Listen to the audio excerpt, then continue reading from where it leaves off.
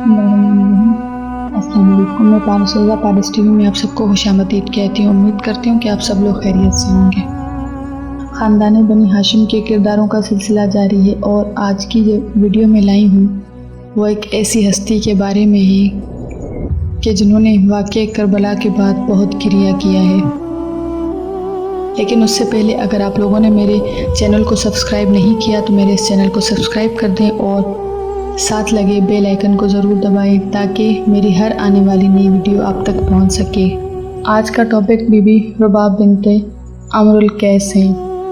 बीबी रुबाब बिनते अमरुल कैस मौला इमाम हुसैन अलैहिस्सलाम की ज़ौजा बीबी सकीना और मौला अली असगर अलैहिस्सलाम की मादर हैं। आपको अहले इल्म और अहले फज़ाहत व बलागत कहा गया है। बीबी रुबाब वाक़या करबला में मौजूद थीं और असीरों के हमरा शाम का सफ़र भी किया। आपकी वफ़ात आशूरा के बाद हुई और उसकी वजह शदीद मसाइब कहा गया है। बीबी रुबाब अमरुल कैस की बेटी हैं। आपके वालिद शाम के अरब नसरानी थे जो कि उमर के दौर खिलाफत में मुसलमान हुए। रुबाब की मादर जिनका नाम हिंदल हनूद और वो रबी बिन मसूद बिन मसाद की बेटी थी। सैयद मोहसिन अमीन ने किताबे अलगानी से हशाम कलबी का कौल नकल किया है कि बीबी रुबाब औरतों में फजीलत व खूबसूरती, अदब व अक़ल के लिहाज से बेहतरीन।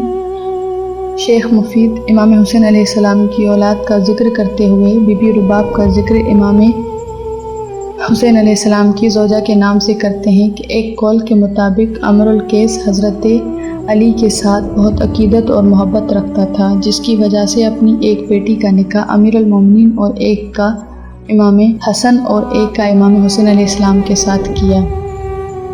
इमाम हुसैन अलैहिस्सलाम की बीबी रुबाब को बहुत ज़्यादा चाहते थे और आपके बारे में शेर भी पढ़ते थे। एक शेर जो इमाम हुसैन अलैहिस्सलाम से मंसूब है कि उसमें आप फरमाते हैं कि जिस घर में बीबी रुबाब और बीबी सकीना हो मुझे वो घर पसंद है। और रुबाब के बारे में इमाम हुसैन अलैहिस्सलाम के अशआर और भी मौजूद हैं।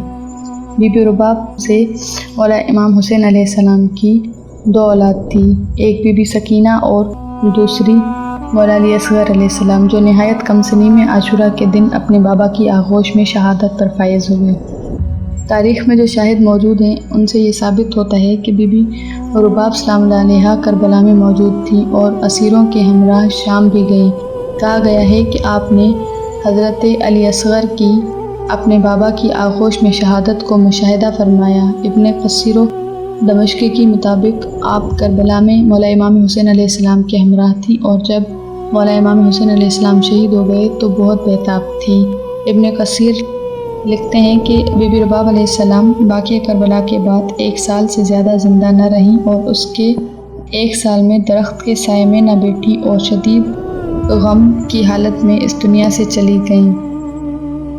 सैयद मोहसिन अमीन ने आपका सन वफ़ात सन 62 हिजरी यानी आशूरा के 1 साल बाद लिखा है। ये वो वाहिद बीबी हैं जिनकी करबला में गोद उजड़ गई। करबला आशूरा में मौला अली असगर अलैहिस्सलाम की शहादत और शाम के ज़िंदान में बीबी सकीना की शहादत। उसके बाद बीबी रुबाब सलाम अलैहा ने कभी ठंडा पानी नहीं पिया और ना ही वो कभी छाँव में बैठी थी।